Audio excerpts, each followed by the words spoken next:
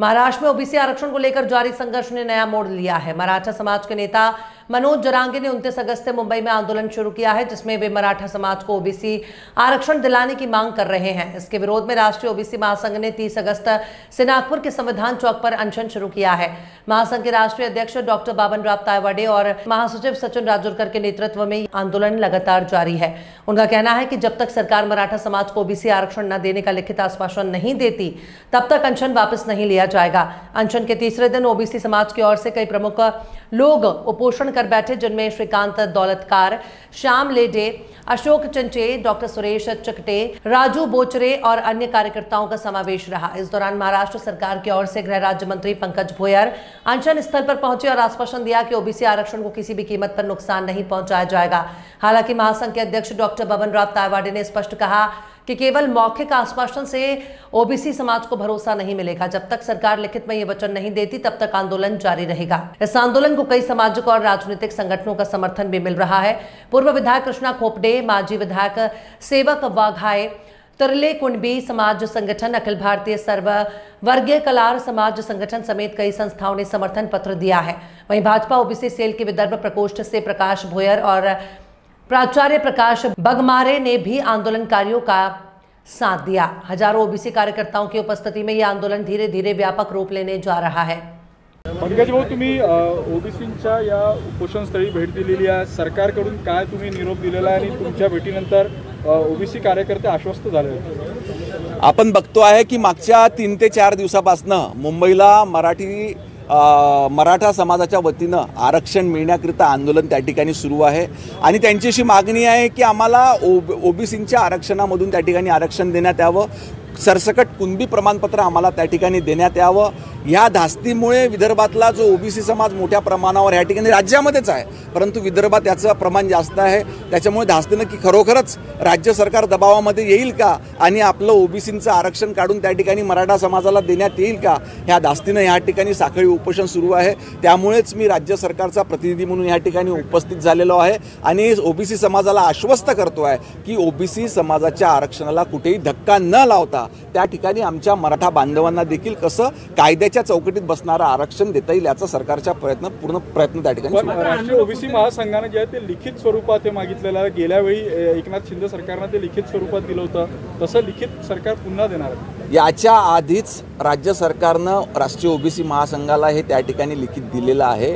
आणि ह्या राज्यात कार्यरत असलेले मुख्यमंत्री सन्माननीय देवेंद्र फडणवीस यांच्यावरती राष्ट्रीय ओबीसी महासंघ आणि ह्या राज्यातल्या ओबीसी समुदायाचा पूर्णपणे विश्वास आहे। कारण आपण सर्वजण जाणतो की आजपर्यंत आपल्या राज्यामध्ये स्वतंत्र अशा ओबीसी मंत्रालय हे त्या ठिकाणी नव्हतं, परंतु सन्माननीय देवेंद्र फडणवीस साहेब असे पहिले मुख्यमंत्री आहे की ज्यांनी या राज्यामध्ये सर्वप्रथम ओबीसी मंत्रालयाची विभागाची त्या ठिकाणी स्थापना केलेली आहे। अनेक योजना त्या ठिकाणी चालू केल्या आहे। या अनेक योजनांच्या माध्यमातून आमचे ओबीसी विद्यार्थी असो, आमचे ओबीसी तरुण असो, त्यांना न्याय देण्याचं काम आजपर्यंत सन्माननीय देवेंद्र फडणवीस साहेबांनी त्या ठिकाणी केलेलं आहे। मोठ्या प्रमाणात हुल्लडबाजी करताय, देशाची आर्थिक राजधानी मुंबई, अशा ठिकाणी आंदोलक अशा पद्धतीने वर्तणूक करताय, त्यामुळे सरकार कशा पद्धतीने यावर अशा पद्धतीची आता तक्रारी त्या ठिकाणी मिळणं सुरू झालेले आहे।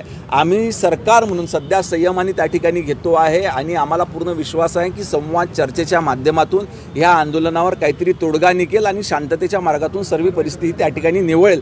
मी पुन्हा एकदा मुंबईमध्ये आदरणीय मनोज जरांगे पाटील आणि त्यांच्या सहकाऱ्यांच्या वतीनं जे आंदोलन सुरू आहे हे आपण लोकशाहीच्या मार्गाने करावं।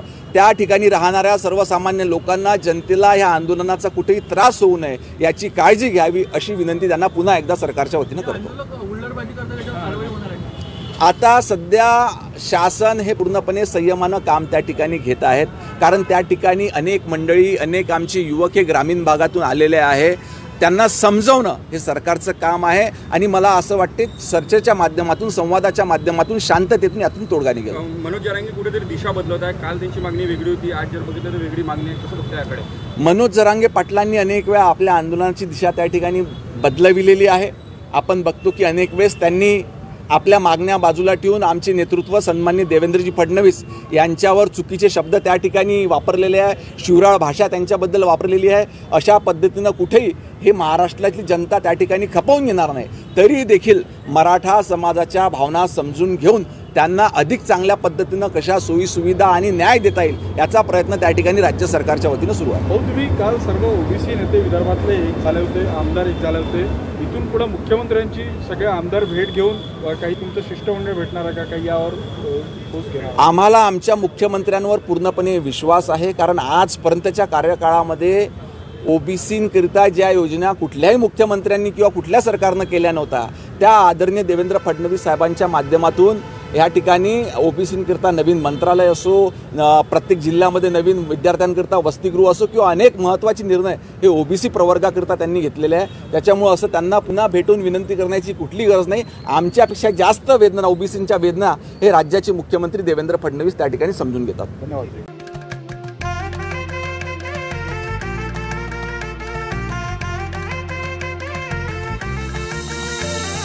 माना पानाचा ना त्या गोत्याचा पसारा लई बाई वाढला.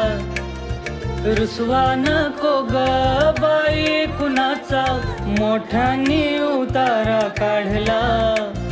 लगीन घाई सुचून देई खरेदीने पणा काढला. खरेदीला वर्षी धीने उत्साह नवा आणला.